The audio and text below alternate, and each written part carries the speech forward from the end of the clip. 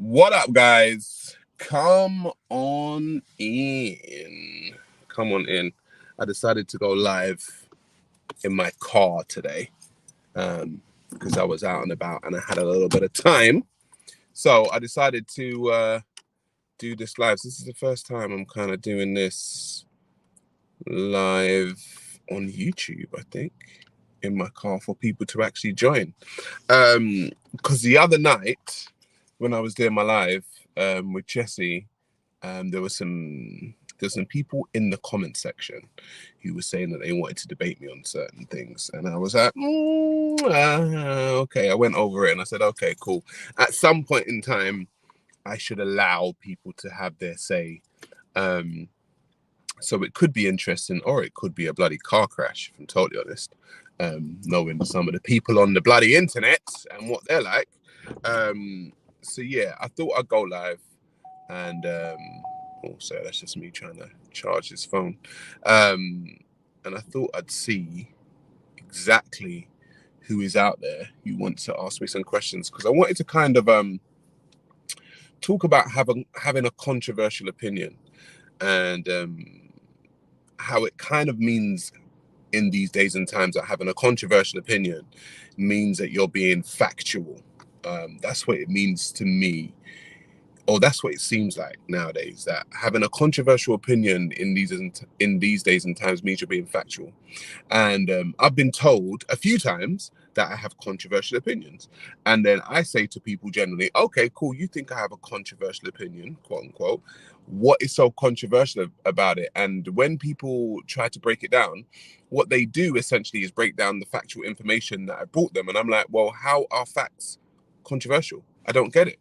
And that is what I've come to realize. I've come to realize that factual information is, in these days and times, controversial information. So I talk about race, religion, politics, social issues, relationships, race, religion, relationships, social issues. I just said relationships twice. And all things that kind of cover those types of umbrellas. And I've noticed that if you bring factual information, it gets on people's nerves. If you bring factual information, it gets under people's skin. If you bring factual information, a lot of the time it riles people up the wrong way. And I'm just like, wow, is factual information that damaging in these days and times? I think people in these days and times live in their feelings. I've spoken about this multiple times before, how people kind of live in their feelings and live for their feelings. Do you know what I mean? And so for me, it's just like, look, as human beings, we're never ever going to get anywhere in this life if we're just feeling the world. I think we're going to get somewhere if we see the world for what it is and we start thinking objectively. But feeling the world generally is not the right way in which to engage in for me, a fruitful conversation. I've said to people before that I think it's actually women who feel the world and men who live in the world. That could be a quote unquote controversial opinion too.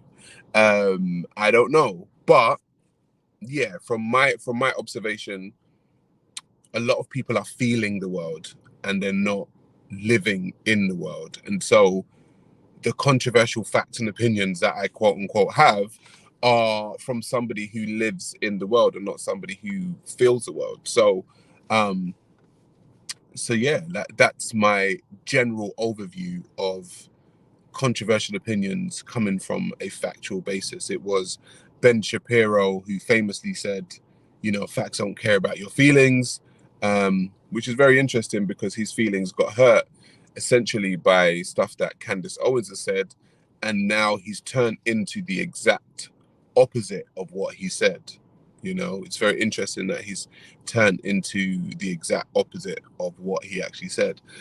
Folks who are in here at the top of the stream, the comment section, you can see a link. If you would like to speak, you can click that link and we can have a conversation. This one is for all the people to get involved.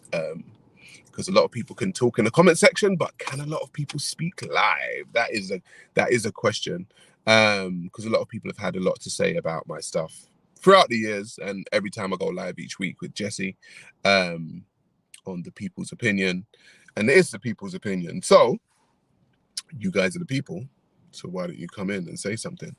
But yeah, going back to Ben Shapiro and the fact that he is not able to now have an opposing opinion to his own, and he wants to get rid of it via Candace Owens, is just very interesting to me. It's very interesting that we live in a time where people's feelings are taking precedent over factual information. People's feelings are taking precedent over factual information. And it's very interesting also that, you know, I did a review on the lady the other day in the UK who spoke about a guy eating her anus, right? And that's not controversial. That's entertainment, by the way. That's not controversial. That's entertainment, because people are entertained by it. And it's whether or not you're entertained by it to some degree and it doesn't make you feel politically uncomfortable, religiously uncomfortable, which will now deem it controversial. Because a lot of the stuff that I say make people feel politically uncomfortable, and it makes them feel religiously uncomfortable. And so if I do that, then I'm quote unquote controversial. And I don't know, I just find this world interesting. I think the way in which the world is going right now, it's such a gynocentric, female-led space in the way in which that feelings are taking precedent over factual information. Feelings are taking precedent over factual information consistently, which means that the only thing that matters nowadays is your feelings, how you feel. And you know, that kind of goes into the whole trans movement and how everything's about feelings, and you know, people can be trans wolf and transracial and trans everything now because of people's feelings. What does it make sense factually? No, but that doesn't matter anymore. And so for me, facts aren't controversial. For me, what is controversial is feelings. People's feelings are controversial to me, and the fact that people's feelings are taking precedent over everything else is controversial to me. But hey, who am I? Let's say I'm just a black guy on the internet. Do you know what I mean? What do I know? But I kind of think that I kind of got it. It was the other day where I also spoke about religion, right? And you know, people are allowed to have their religions and allowed to have their beliefs, and they're allowed to have their followings and blah blah blah. But the stuff that I speak about when it comes to religion also,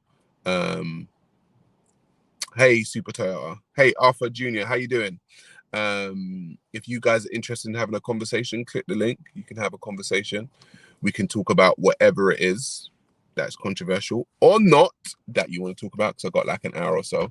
But yeah, when I speak about stuff when it comes to religion, I think I speak about stuff that's quote unquote controversial. Why? Because a lot of it's factual, and facts seem to be controversial nowadays. Now, again, I've always said, I'm not trying to take people's religion away. Okay. D Staff says Islamic prison gangs. I actually done a video on Islamic prison gangs about 3 weeks ago. Go check it out. That's another thing I think is going on with my channel.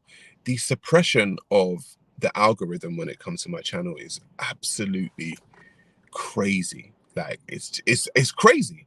Like, I'm not complaining, but it is actually crazy when you look at the numbers and you look at the videos and you look at the subscription. I'm just like, this is just really weird. And I'm not a conspiracy theorist, but I'm like, something just isn't matching here. But that's because I'm quote unquote controversial. Apparently, it's because I'm controversial. And so there is a need to quote unquote suppress controversial opinions on platforms that are geared towards everyone and inclusion. And I like to include everyone, but we're gonna have a conversation when you're included. Do you know what I mean? You might feel a little bit uncomfortable when I include you in this conversation, but you're included. Do you know what I mean? Like, as long as you can hold your own. People want to destroy you for speaking facts because those people live a lie. Even if you live the truth, they dislike you. It's very interesting about people living a lie and the things that I see. I've got a TikTok. I've amassed nearly 50,000 followers on TikTok, right? And why don't you live in Africa like O'Shea Duke Jackson? Who says I don't? Who says I don't? Who says I don't? Yeah, but what's I saying? You guys threw me off. Walking around with your African pendant, but you don't live there, says D stuff. Who says I don't? Who says I don't have a house in Africa? It's a very assuming of you. It's very assuming of you. I can live anywhere I want. As a matter of fact, D stuff. I can live anywhere I want. I'm a citizen of the planet. But yeah, when I go to my TikTok and I click the live on my TikTok, D stuff, if you have something to say, there's a link at the top of the sorry, I'm just looking at that. Or there's a link at the top of the chat. If you want to speak, by all means, click it. We can have a talk. Yes, I am flexing Africa, D stuff. Of course I am. Because I'm an African. Why wouldn't I? I don't know. I don't know if that's one thing as well. Like, symbols really do rile people up, don't they? Like, just certain things rile people up. It's interesting. It's like if someone was rocking a, I don't know, a chain of, I don't know, Jamaica or something, it wouldn't rile me up. It's like, take your axe to Africa. It says D stuff. I'm American. Okay, cool. Fine. You can rep America. That's no problem. What type of American are you? Irish American? Are you an African American? Are you a Chinese American? What type of African are you? D stuff. Click the link. You sound like an interesting individual.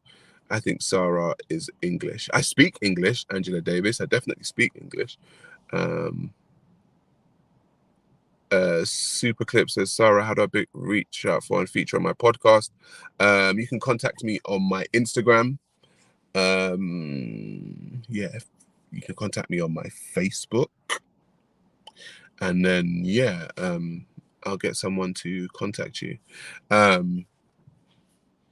You're black and white, says D stuff. That's cool. You're a mixed race. That's fine.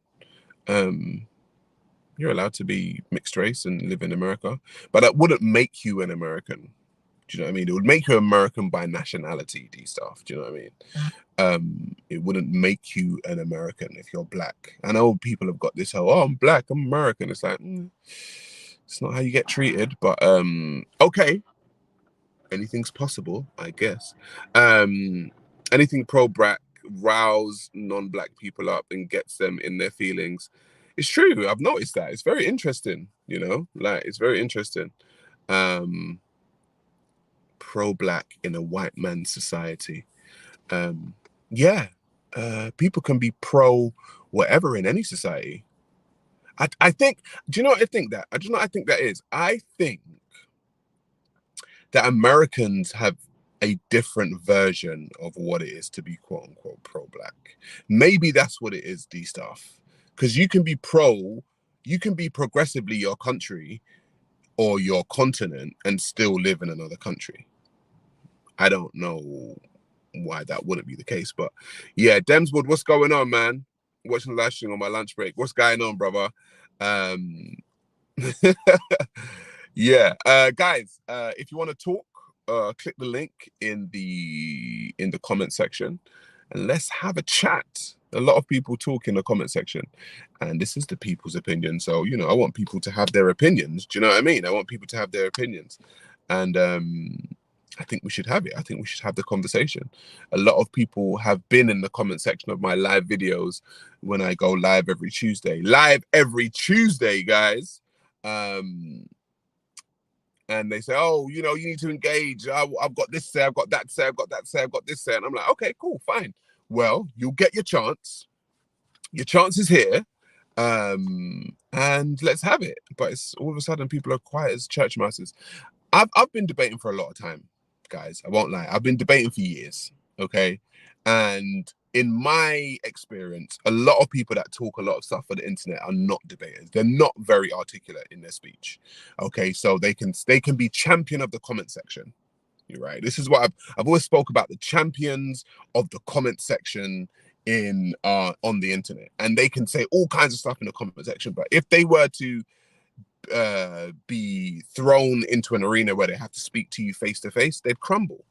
You know, it's like Floyd Mayweather used to say that, you know, everyone's got an opinion on what he does in the ring, but even other boxers, and then they step in the ring and they're like, oh shit. It's like, yeah, it's different. It's different when you're in the ring, guys. You know what I'm saying? Like, it's different when you're in the ring. You know what I'm saying? You can stay on the outside and say anything you want, but it's different when you're in the ring. If Umar Johnson is so pro-black, where's his black wife? Says Super Toyota. Interesting. Ricky Guthrie says, Sarah, what's your thoughts on having hobbies and personal development like learning the language, playing musical instruments, poetry, etc.? Listen, I think adding strings to your bow only extends yourself as a man, because putting in time, effort, and discipline into something just helps you. I used to play the violin, as a matter of fact. I don't play it now. I used to play it long time ago. I used to play the violin, but yeah, it just adds a different dimension to you. It actually makes you see the world differently, and it actually gives you a little bit more discipline.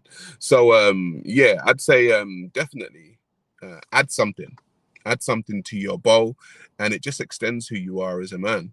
To be pro-black and you have to be married. Oh, you guys are having a pro-black conversation. I think what's happening here is, because of my American followers, a few of them are quote unquote FBA. Now, I've actually spoken about the quote unquote FBA before, and I don't know, people are just emotional, man. Like, people are very emotional about their stance and their stuff, and it's like, with me, I prefer to have like conversations and not just like shout dumb stuff and be emotional. But I just find a lot of black people just do that. They just like shout stuff and be like, oh, you're a tether, you're a this. I'm just like, oh, all right, great. Like, do you want to have a conversation, or do you want to just like talk shit? Do you know what I'm saying? Like, it's like, bro, like, anyone can shout some shit. Do you know what I'm saying? And be like derogatory towards people and all this kind of stuff. And it's just like, do you know what I'm saying? Like, I've been debating for years, guys. Do you know what I mean? I've been debating for years, and it is what it is. Do you know what I mean? It is what it is. Move from Britain and create in Africa. D-Staff. Like, just click the link, bro. Let's see who you are. Let's see who you are. You're a champion of the comment section. Okay? I'm honestly tired of pro-blacks riding the coattails of whites and developing nothing for themselves and other Africans. Oh, wow. That's not what my clan does. My clan, Asasi, is currently in Africa building houses in Ghana. Wow. But hey, you know what I'm saying? Like, don't worry about that. It's very true. Easy to focus in the moment, write something online. It's a different thing when you have to think on your feet in the moment, says new UG. It's true. Banksy Live, what's going on? What's up? Guys, click the link if you want to have a conversation. It's pinned at the top of the comment section. It will be good to speak to some of you, because I've been doing this for a while, but you know, I don't really put names to faces in the comment sections of stuff. So yeah, it is what it is. Cookie Monster says hijab shout some stuff. You got to be real sharp to debate. It's true, you do have to be real sharp to debate. You've got to think on your feet. Banksy says come back to Speaker's Corner. We need you there. Listen, Banksy, sorry and not sorry. I ain't going back to that crazy place, brother. Like, it's just not happening. I've done it for 5 years. Okay, 5 years, Banksy. Please stop trying to. Every time you go out, they're trying to pull you back in. I ain't trying to go down that place. That place is a minefield. Someone will try to draw me into something for no reason. Mr. Dorks, how you doing? Other than money, what does Mike Tyson gain from beating Jake Paul compared to what he should be himself? We're living in the era. You say that Mike Tyson Jake Paul thing. We're living in an era where just people are about clout, and the Mike Tyson doesn't need any more clout, like because Mike Tyson's Mike Tyson, but trying to stay relevant a lot of the time with this younger generation means you have to do younger generation stuff, and it's unfortunate that Mike Tyson has to fight Jake Paul again. And I say that not knowing Mike Tyson, okay? So I want people to be very wary of that, because when it comes to Mike Tyson's a fighter. It's in him, okay? And so wanting to fight, getting the opportunity to fight, no matter what his age, as somebody who said himself, he's a warrior. All he knows is to do is to fight. And so if that's all he knows, he's going to try and find a way in which to do it. Unfortunately, if you're not a warrior like Mike Tyson is, and you don't have his mindset, probably you don't understand.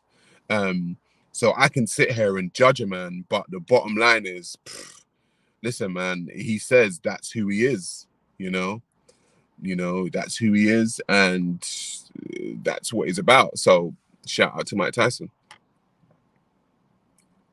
What marches are you lot having in London, that Free Palestine stuff? Well, I don't attend marches, but there have been a few marches on Palestine. There have been a few marches on Israel too, but I don't care for marches myself, folks. I'm not gonna lie. I don't. D-Staff says joining, bruv. You see people like D-Staff, right? They're just never satisfied. You do understand that? Like, there's people in the comment section that are never satisfied. You could have an answer for each and every last one of their questions. They're never satisfied. You know why? Because they just don't like you. And that's actually a lesson you have to learn in life, right? There are some people you could literally create the cure for cancer tomorrow. And if they don't like you, they just don't like you. They'll find something else about you. And that is something that I want men to understand, right? Men generally aren't here to be liked. I'm not here to be liked. I'm not here to gain friends. If I do, great stuff. But I'm here to do what I need to do to survive for my loved ones, for my clan, for my child, all this kind of stuff. But people, if they don't like you, they've just decided that they don't like you guys. Do you know what I mean? It doesn't matter.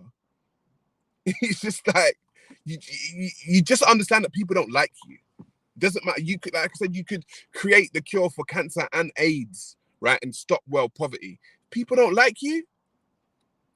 People don't like you. Chris Jones, Sa Ra looks like LGP guy from a little known city British. You see again, people just don't like you. It's fine. People are allowed, and that's the thing about social media. Everyone's got an opinion, guys. Everyone's got an opinion, but people generally aren't able to articulate themselves. The link for this live has been pinned for 23 minutes and 14 seconds.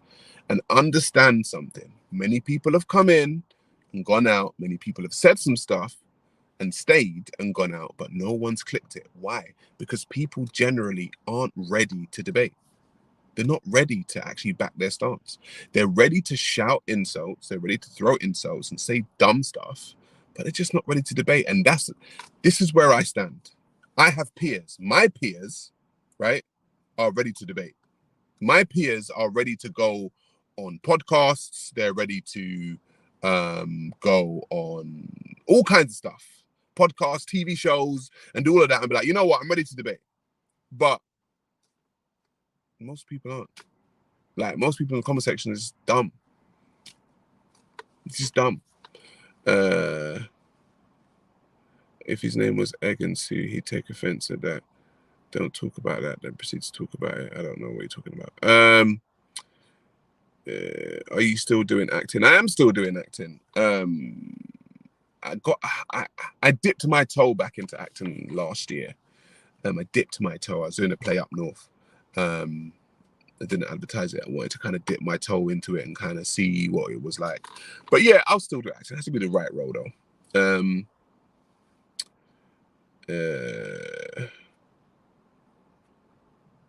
Yeah, what are you not saying there? Totally into Big Brother. Yeah. Anyway, what was I saying? Yeah, I was talking about the religious argument, right? This week I had a couple of people go into my inbox, which was very interesting.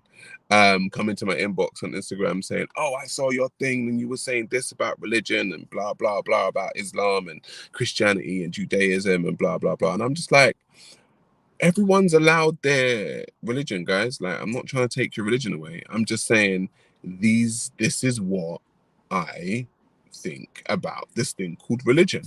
And it's interesting that when you get to the religious mind, it can only view the world via that paradigm. It can only view the world via that paradigm. And so if that's the way in which it's going to view the world, that's the way it's going to view the world. And you have to fit into a box that's been given to them in their head about their paradigm in the world. So I must be the devil, right? I must be the devil. Now, it's very interesting. I've always said the devil's always religious people's friend. He's not my friend because I don't know that motherfucker. Okay, like I don't know. The devil does not, whether we call him Lucifer, Shaitan, the devil, the light bearer, whatever it is you call him. I don't know that dude. Like, he's not part and parcel of my day-to-day life. I don't speak about him. I don't have scriptures that speak about him. None of that. But what's interesting is that religious people do, and they keep saying, "Oh, you're the devil's." Like, bro, that's your. Why are you trying to give me your guy? That's your guy. You know him better than I do. I don't know that motherfucker.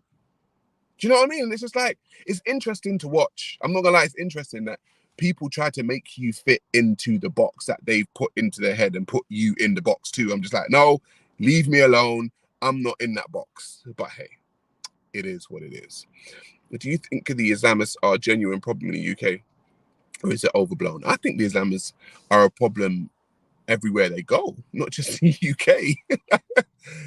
Guys, like, seriously, like, we have an ideology that is imperialist. Any imperialist ideology, and we can go back to the European British and the European Americans and the European French, and anything that has ideology and empire on its mind is a problem for people. I don't know why people don't get that. Okay, if you're looking to conquer other people, that means there are going to be some people, right, who are not going to like it. If you are trying to infiltrate parts of society in meaning to quote unquote conquer that society, that is a problem. Of course, they're a bloody problem. Have you been following Ben Shapiro and Candace Owens? Yes, I have. I've actually done a video on it. You probably haven't seen it due to the algorithm, but you know, it's not my fault. I'm just saying, it's not my fault. People are gonna ask about certain videos or certain things. I'm like, I've done a video on it. Go to my channel and go to videos or go to live section and go and watch my content, because I don't know what the fuck the algorithm is doing right about now. It is fucking up.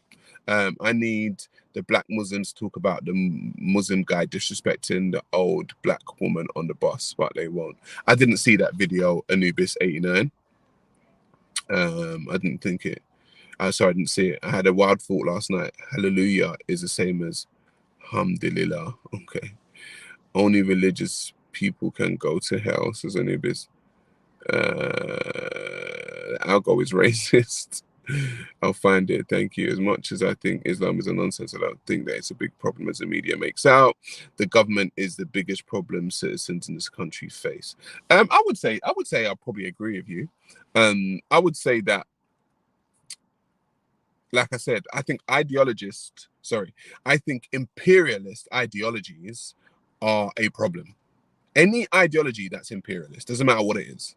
You could be wanting to impose LGBTQ. You could be wanting to impose Islam. You could be wanting to impose, I don't know, tree hugging, whatever it is, right? Any ideology that is imperialist and attempting to impose its ideology on other people is a problem. So it doesn't matter what it is. All that matters is the fact that it is imperialist and it is about empire and it is about spreading its word anywhere. And that's what I spoke about when it comes to the Abrahamic religions. They are imperialist by nature, which means they are a problem, which means this is the reason why other societies and other cultures have problems with them when they come into contact with them. This is why they overtake and and impose their ways of thinking on other people, because that's what Cerberus does. I spoke about Cerberus. That's what Cerberus does. Okay, that's all Cerberus knows. Cerberus knows to impose itself. Cerberus knows to fight with itself. If Cerberus doesn't have an enemy, if these religions don't have an enemy, guys, yeah, they'll just create one. And that one that they create normally is probably themselves, and normally just be you, because you don't think the same way that they do. That's just, it's very crazy to think that chaos is your go-to ideology, to just be chaotic. Like, peace is not your go-to. Like, if someone's peaceful, they're peaceful. These religions ain't peaceful. They never have been. They will literally create enemies out of people, right? And create enemies out of, don't worry about that.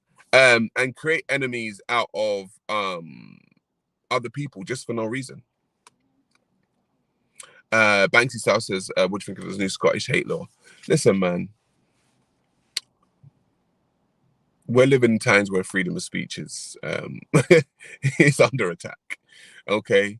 And if you can now legislate hate law, it just gets to the point where, okay, so what's hateful now? Do you know what I'm saying? Is me saying that your shoes look a bit weird is hateful? And we're actually going to get to the point where subjective reasoning is now law. This is what I want people to understand. When subjective reasoning becomes law, we are effed. Do you know what I mean? If I slap you in your face, that's pain. We can have a law against that. Don't bring pain on someone else, because we all know what it is. If I say X to you, right, and you feel like you're in pain, but it doesn't mean that I put you in pain because someone else can hear the same thing and not be in pain, that means it's not objective. That means it's subjective. And if you have a law in and around subjective ways in which to cause people pain, we're on a slippery slope, folks. Like, I'm not even gonna lie, we are on a slippery slope. And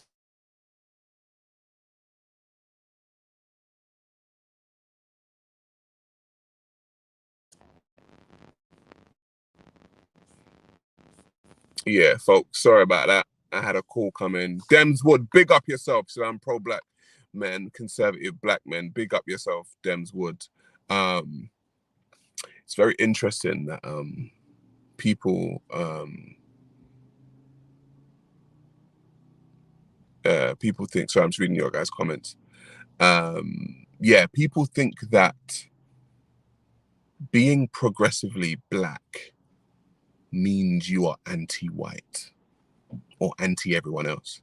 That's very interesting to me, that people have to put that in that box. And the reason why that is, I think, right, this is the reason, this is my reasoning. Historically, being progressively white has meant that you are gonna be oppressing or suppressing or hurting someone else, right?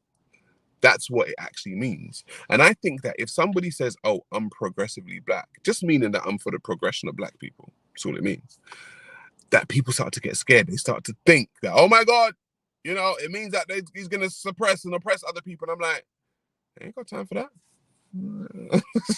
That's not what I'm about. I don't know about you guys, but, you know, that's not what I'm about. So, yeah, like, I don't know. You know, I don't know. That's what you guys done when you guys said you were progressively white. That's not what progressively black people are sitting down here plotting, planning, and scheming to do. I'm not planning to kill anyone, maim anyone, enslave anyone, grape anyone, colonize anyone. That's not what I want. As a matter of fact, you know how much time and effort that takes? Oh my God. I've always said, just leave people alone. You see, when you leave people alone, they can progress.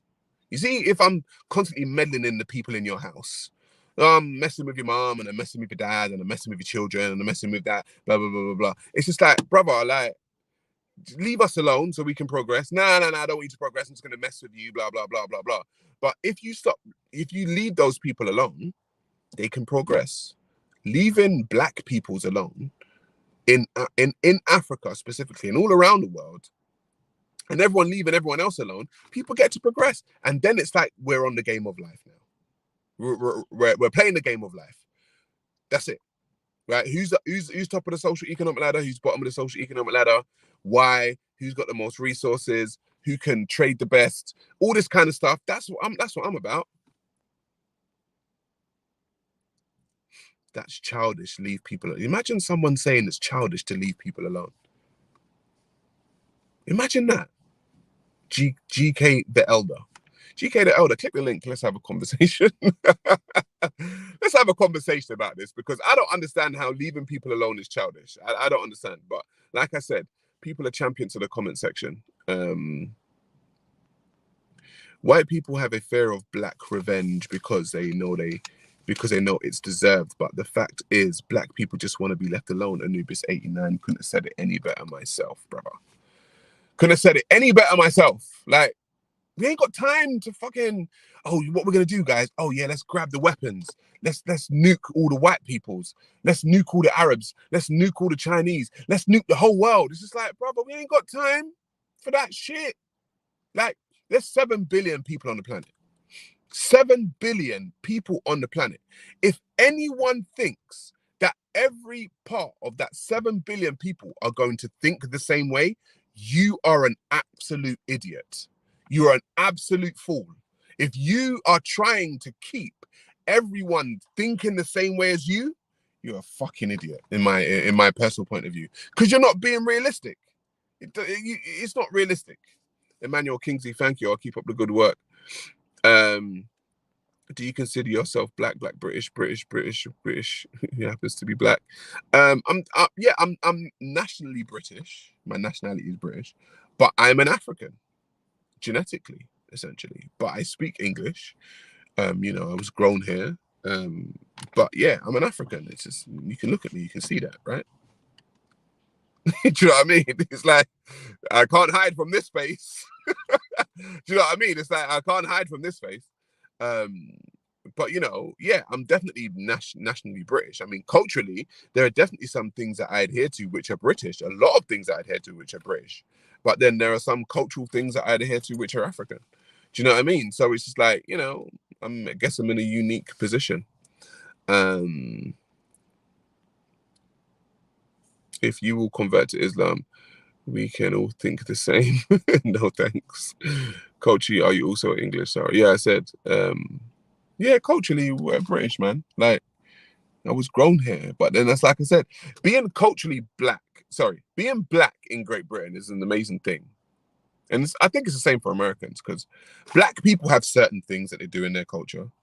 Yeah, like just certain ways in which they act, certain ways in which they interact. And then, you have to, what they call, code switch a lot of the time, because there's certain things that I wouldn't do around white people that, I would do around black people. It's just insane. I don't know if white people have it. I don't know. Maybe because you are the quote unquote dominant culture that you don't have to do that.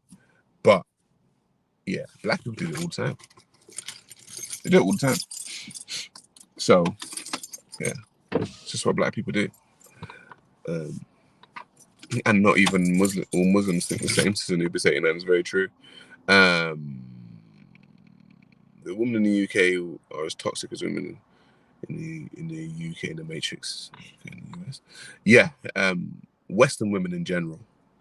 The Italian stallion.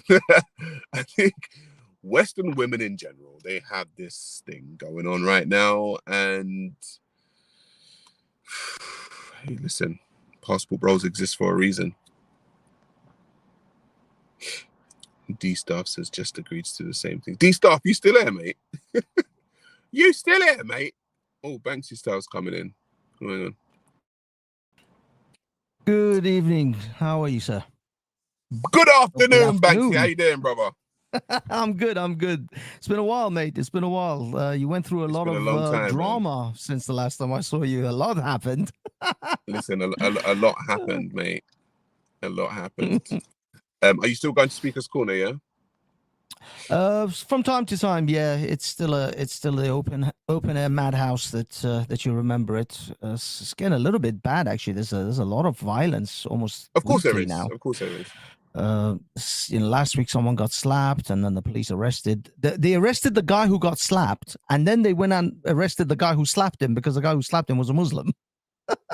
But they first arrested the Christian because obviously he was guilty on the basis that he wasn't a Muslim, and then when the other guys ran after the guy who actually slapped him and kept hounding him until they called the police over, then finally the police arrested that guy. If the people at Speaker's Corner hadn't chased the other guy, he would have just walked away. He would have just been gone. It's funny how the two-tier policing really happens in England and in London especially. I mean, over the period of 2020 till now, I've seen two-tier policing so much. And the funny thing is, now this is something that you remember Jedi from Speaker's Corner, big guy. Yeah, I remember Jedi. One time during the 2020 events, I almost got arrested because I was a Speaker's Corner and you weren't allowed to be out, and your lockdowns and all that. And when I said, the guy came over and literally was reaching for his handcuffs to just arrest me for nothing, for just the fact that I was just out at the park. And Jedi went, now you know how we feel. On a daily basis. All the time. Yeah, because obviously I'm Caucasian in color, but I'm not English, but I kind of pass. And so it is true You're that white passing. Yeah, that's what they say. But so I don't necessarily have the same level of interactions with the police that maybe you would, or maybe Jedi would, especially Jedi because he probably grew up he was a roadman and all that. So maybe I try to stay away from the police. Yeah, and also I wasn't raised in London, so I don't have the same relationship with the experiences with the London Metropolitan Police as anyone else either, because most of my life I was elsewhere. So there's a lot of combination of things that I didn't experience from Metropolitan Police, and I'm beginning to realize, especially over the last 4 or 5 years or 3-4 years, how they are, how they move, what are they doing. And yes, you can see the bias. If you're not on the right side of their particular side, then it doesn't matter at this point. It doesn't even matter shape or color or size.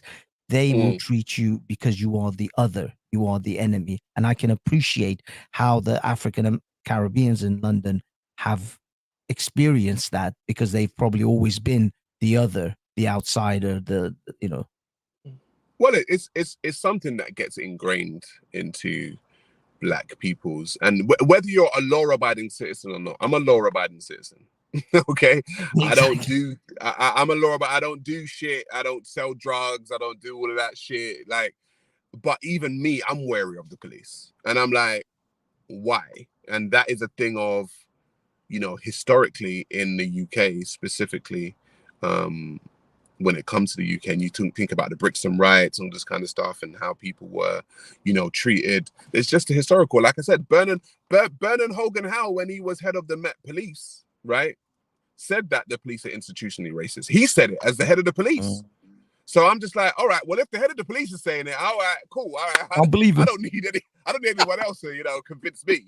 So I was just like, let me just stay out of their way. But the thing is, that's not to say that there aren't good police out there. Do you know what I'm saying? But I'm just saying, I avoid them. It's just, it's not that I even avoid police. It's just what I've come to realize is that you have to, especially if you're doing something, if you're sticking your head out, if you're sticking your neck out over the parapet, or you're putting yourself out on the ledge in protests, these are the sort of protests you see, then yes, you are going to be treated differently depending on where you're protesting and who you're protesting. Because I've been to both EDL protests or free, Tommy Free Tommy type of events. I've also been to pro-Palestinian protests, and I've been to pro-Jewish protests. And the police move very differently in those protests, in each of them. You can... it's like when it's in front of your eyes, people gaslight you and they say, oh, the police do this and the police do that. And you think, I don't know, I've never seen it. But when you get out there and when it's in front of you, you can't deny it. It's like people are moving differently. You treat this guy. Fancy, there's someone called Bobby De Niro X that says he's a Muslim and he wants to debate me. Oh, okay. Is he coming? I don't know. Let me Yeah, I'm happy to drop off. I'm actually only got drop 5 minutes left. Drop off and let me see if you want to come in. Let him All go. right, thanks, Thanks. Banksy. Take care, mate. Have a All good right, one. brother. What's your name? Bobby De Niro X. You said you wanted to come in. Oh, who's this? Can you hear me? Is this? Oh, this is KD. How you doing, KD? I'm good, man. How are you? I'm good, man. I'm good. Yeah, so What you got for me?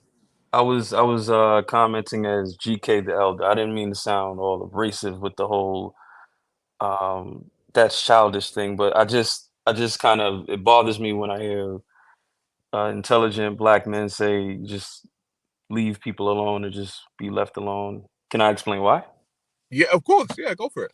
Real quick. So you're from, is it Britain? The UK. Yeah, yeah, yeah. The UK, right? They, they have their tentacles all over West Africa, right? The world. Yeah. All over the world, right? So if Great Britain would have left people alone, they wouldn't be where they are. Now, I'm not justifying what they did. I'm Yeah. not justifying anybody subjecting people to all type of nonsense, right? But West Africans specifically have this mentality where if we just left alone, we could develop this. And well, it doesn't work like that. You know what I mean? That's all I meant. It doesn't work that way. Then how does it work? If it doesn't work like that, how does it work? I think I think we should just take into consideration that no no group of people is ever going to leave another group of people alone, and we just have to go from there. Say I'm from the U.S., right? So Tulsa, Oklahoma, Harlem, Brooklyn, wherever, Compton, you had these black resistance groups that popped up, or you had certain black folks who squatted together and said, you know what, we're going to try and be self-sufficient. And other people came in and Well, said, that's no, you're not. that's like in the 1920s in Tulsa, Oklahoma, isn't it? Like Black Wall Street. Right, right. And the reason I bring up Tulsa, Oklahoma is because they just didn't seem prepared for that. They didn't seem prepared for Yeah, but then a this is but military assault. but you know what you're doing there, KD, right? And I've had What this am I doing? conversation. Black people think that they can set up Wakanda in someone else's backyard. That's true. That doesn't make any Yeah. sense. And Yeah, it so doesn't. It doesn't. it doesn't. If I own the yard, bro, like and I say you can have this section, I can just come and stomp the yard, bro. Like it's my yard. But True. what the problem is a lot of black people, in my personal point of view, they keep trying to set up Wakanda in someone else's backyard. It's like it's not going to work, and Right. so you're gonna continue complaining about things. And this is why I said to people, you have to make ways in which you need to leave that nation. I understand that black people generally have a stake in America. They do. They have a stake. They've been there. They have a stake in it. But my thing is, unless you own it, I I don't know don't what think you're gonna do. I don't think that's a possibility, because if it's me in that position, if I'm in Africa, right? I'm a black guy. I'm in Africa, and the British or the French or someone wants to set up shop on the coast or somewhere, and they say, "Look, I'll give you money for this land," or they say, "Look, I'll bring you goods and services from where I'm from if you just let me set up shop here." I would say, "No, you can't set up shop here, but we can trade. Right, We can trade, but you right. cannot live here. You cannot That's set up correct. shop here. You can't post up Right. here." So that's what's going on in America, but it's more But that's violent. but the thing is, what you just said to me is logical. I totally get it, right? I Right, totally understand it. But a lot of black people in America don't get it because they have such black people have such an affiliation with America, and it makes sense. Don't get me wrong. I'm not saying that it's a wrong thing because you've been there for so long, right? But it's not yours. And so what happens in America, from what I see from the outside, is that black people in America continuously get treated like they're not from there. Like we see it. We see all the police shootings. We see the economics. We see it, and we're like, yo, like, don't they understand that they're being treated like shit, right? And they're being treated like shit because the owners don't think you own this place, and they're not going to allow you to own this place. So unless you are on some we're gonna own this place, Right.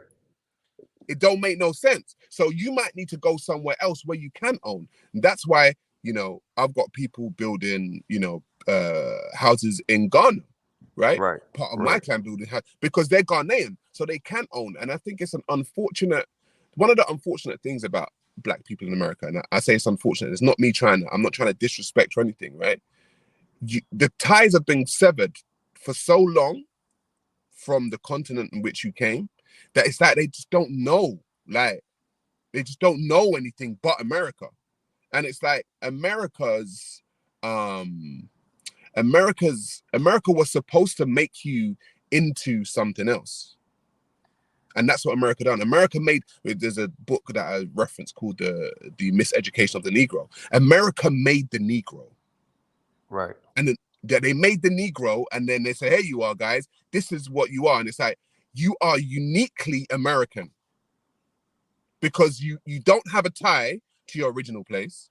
And then what you've become is something, it's like being in a lab and they've molded Black people in America into this thing. And it's like, yo, to get back, you might have to leave. I'm just saying, like, you might have to leave that place. It's just Well, I know a I'll lot of go Black people further don't. than that, and I'll say this, right, and then I'll let you go. Black Yeah, people in America are like Frankenstein's monster right. because we've picked up all kinds of religious denominations here. We've picked Mm-hmm. up all kind of identity issues. So you'll have people saying we're from West Africa, and they'll say no, we're from Central Africa. Then they'll say we're Yep. Nigerian. They'll say this, that.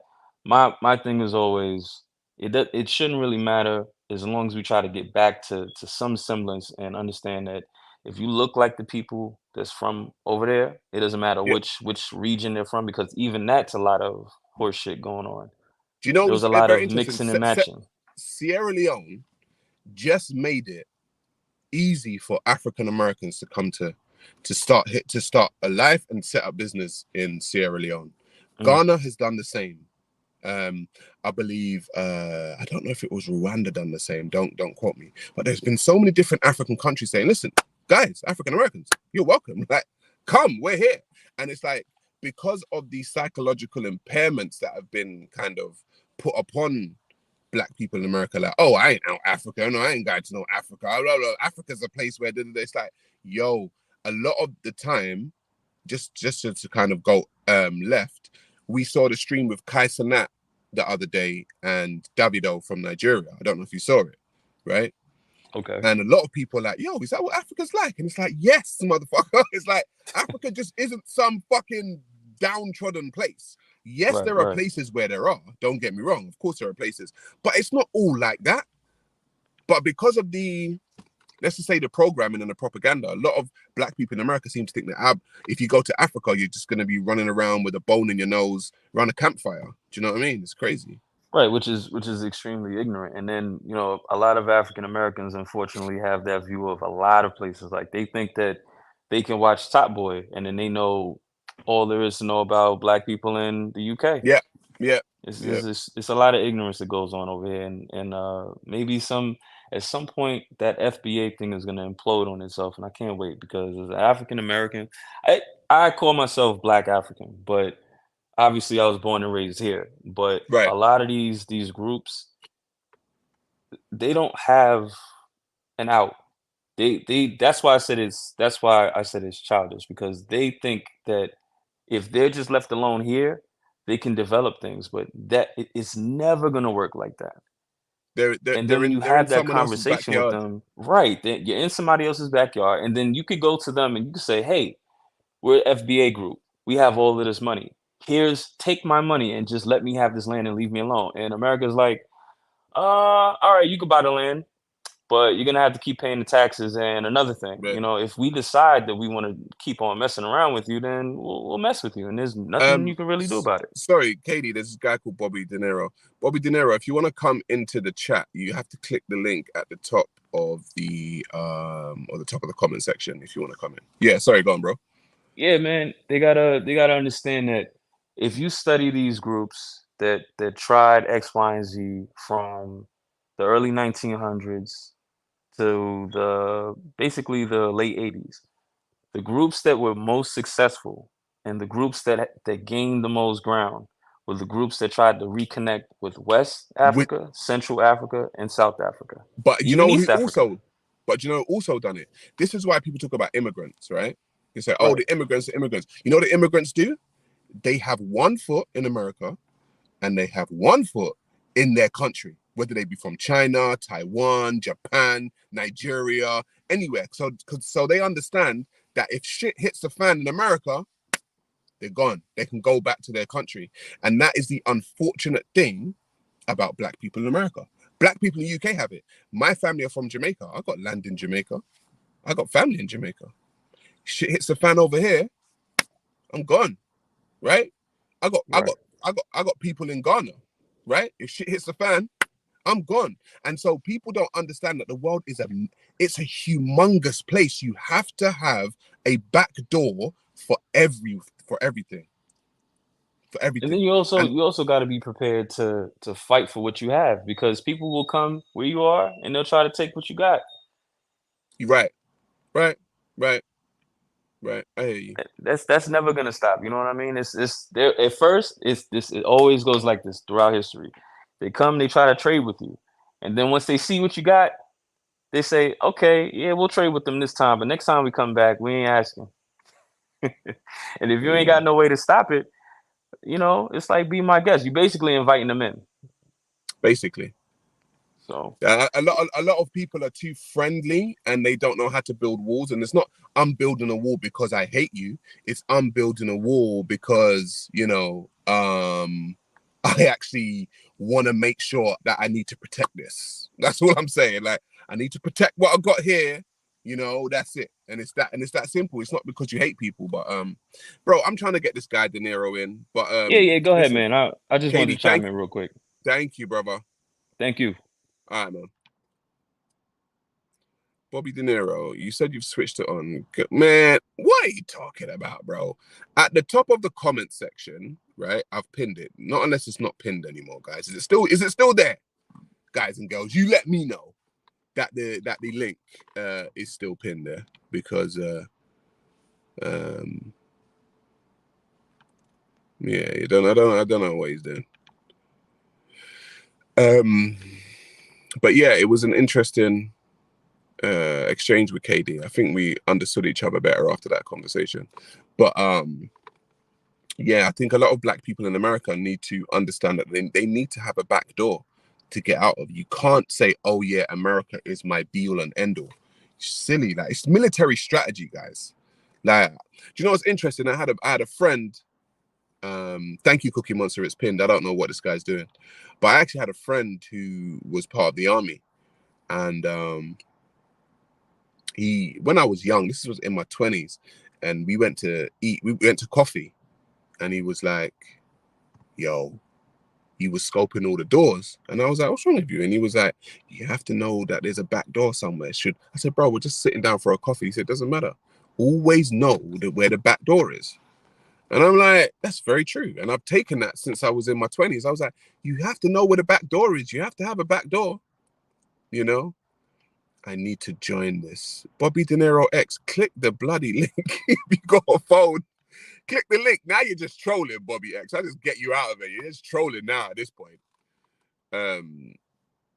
You telling American citizens to flee America. I'm telling American citizens, D stuff, to have an out. That's all I'm saying. Have an out. And I'm on the other link. What's this? What are you talking about? You haven't clicked no link, brother. Right, let's get rid of him. I'm gonna leave him. Sarah, would you debate that Muhammad due to Speaker's Corner ever again? Religious people, debating religious people, I've said, Dr. Bombay, thank you for asking the question, is an exercise in futility. It's an exercise. Oh, Bobby's here. Let's be prepared, guys. Hello.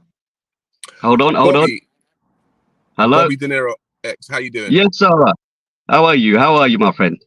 I'm good, man. I'm good. What you got for me? You finally learned how to do it. Yeah, bro. I was just figuring this technology thing out, man. You know what I mean? Seeing how the stream thing works. Bro, there's a lot of things you said over the years that's interesting. I've been following obviously a lot of your content, as you know, a lot of Asian guys do. We've even got some similar, I think, familiar friends and that. We used to be on WhatsApp groups and that years ago. And I didn't know it was you that was in the WhatsApp group years ago. It was actually you I was chatting to a little bit about these kind of similar issues of that. So, I don't know. Where can we start, man? Like loads of stuff, bro. You can start, bro. I don't know what No you problem. have a discrepancy with. Oh no, like just no real discrepancies, bro. Obviously, we're good grown men. We speak, you know, good English and that. We don't have to do a mad one like them Hyde Park guys do, bro. You know what I mean? It doesn't have to be like that. You know, we're gentlemen, right? Now, just loads of stuff. Like obviously, I saw your program with Tommy Robinson, for example. Which one? The very first one and the second one. Okay. The one we did the 1 hour thing on both of them, and the new one. Tommy Robinson is from the same area as me, from Luton. Like my shop used to kind of need to be about 10 minutes away from his house, but he's younger than me, innit? So yeah, I moved to South London here in Streatham Brixton when I was like 10 years old or whatever. So I got good experience with Luton and South London, and I can see from, like, let's say, the English white person's perspective, Asian perspective, and the black perspective, because I've lived with all the communities. Like, all my friends now are black. Yeah? All the people that ever helped me in my life, except for one white person from Luton, my nursery friend, he's the only other person that ever helped me. All the people that only ever helped me now are black. I only help black people. Do you get it? So even me, I know loads about cars, design, stuff like this. I don't really share that information with other Asian people that have never helped me anymore. Because, you know, a lot of things that you're talking about, you can see why this is relevant. Because race issues, class issues is what I'm heading for. Obviously, as someone that's kind of working class, as an Asian guy, we have to kind of make do and get on with each other and help each other, right? Now, I have a lot of middle class, rich Indian friends, and for them, life is very different. Like, for example, they don't have any job experience and stuff like this, but when they apply for jobs, they get them. You know, their skin isn't a barrier or anything. I think even when you come with your point about Morgan Freeman saying about not talking about racism will make it go away, maybe because he may have not have had as much trouble. We don't know what his background is, if he's a slightly wealthier kind of ethnic person. Do you see what I'm trying to say? We, you know, don't really know that dynamics of America exactly as we're Brits ourselves, right? Now here, like amongst my friends, I've always been a clever one that's good in school, good at sports, everything, yeah? But when it comes to getting work and that after university, I couldn't get anything. I got so much racism, classism and that. And I was thinking, nah, hold on a minute, I'm a polite guy. I know how to speak to people. I speak to all kinds of people. I love everyone, this kind of thing. Then I started to see a lot of layers and issues in the country, like layers of racism. For example, me as a Pakistani Muslim guy in South London, it's like I feel like I get mocked a lot from, for example, the workplaces. Like they won't really give me any opportunities in that here, even though I've got the qualifications, right? You know, on the other end, in other areas, it works differently. Like in Luton, where I grew up, like my white friends were really close to me in school and that, like really close to me, right? And when Tommy Robinson talks about social decay and that, I know where he's coming from, because it wasn't like that there before at all. Do you see what I mean? Because in Luton, there was like one little strip of area, which is like an Asian area, which is a bit like Tooting, right? And that's just like a 1 mile section. Luton's a massive area. So all the other areas, a lot of them are reasonably good, right? Now, I had some right-wing racism in Luton. I never really had people trying to just generally hurt me or mug me or this and that. If there was any problem, it was always a racism thing there. It was never like, you'd never find a black person fighting a black person in Luton, or an Asian person fighting a black person. It'd always be like black and Asian against someone being racist to us, yeah, once in a while, right? What we've got now is like, what we have is this modern kind of racism, I feel we have this modern phase of racism with the P word, the N word, this type of thing. And as you go back, sorry, I apologize. My phone just overheated. Can you hear me? Yeah. Can you hear me? No, my phone just overheated and it just went out. Sorry, go on. No, I hear that. Yeah. So, but basically, what my point is about racism is that as we go back in history, there was like different phases of racism. Like, for example, right now it's a lot of kind of, let's say, name calling and all this kind of N-word, P-word, this kind of stuff, right? But then the racism has the different layers, like you've been saying, like, you know, it goes all the way to the extreme levels of like slavery to physical harm, abuses, etc. Yeah, and this Yeah. all, you know what I mean? Again, in different time zones and things like this. I mean, it's all kinds of things. You know, I could talk about I've even been on a plane that got hijacked by Muslim terrorists. A lot of people don't believe this. Do you see what I'm trying to say? So when people talk about terrorism and all right, so what is it like realistically? Like, what is? Have you got like a question to ask? Have you got?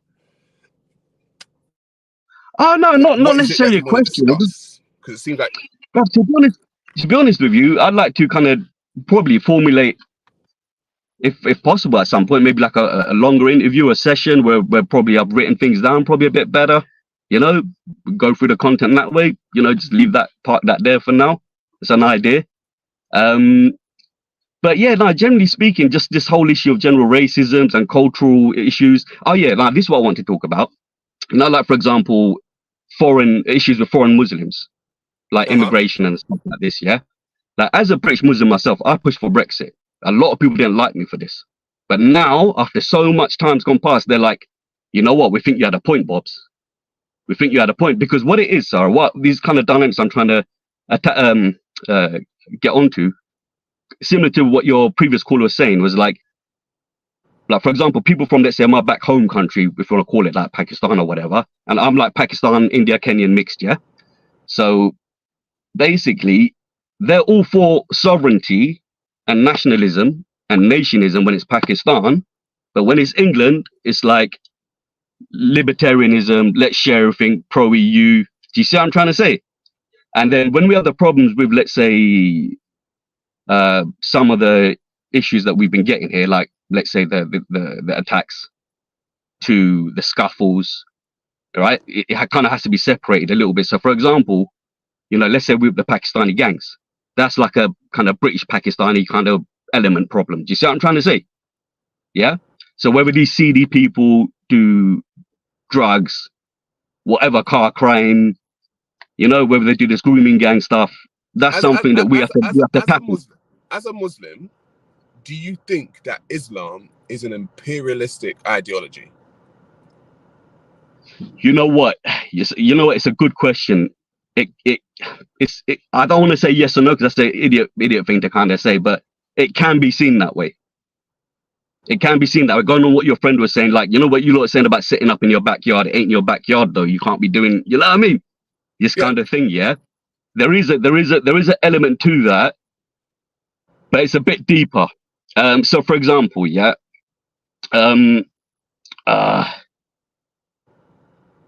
Let's say, for example, we felt oppressed, yeah, as a people here, for whatever reason, yeah.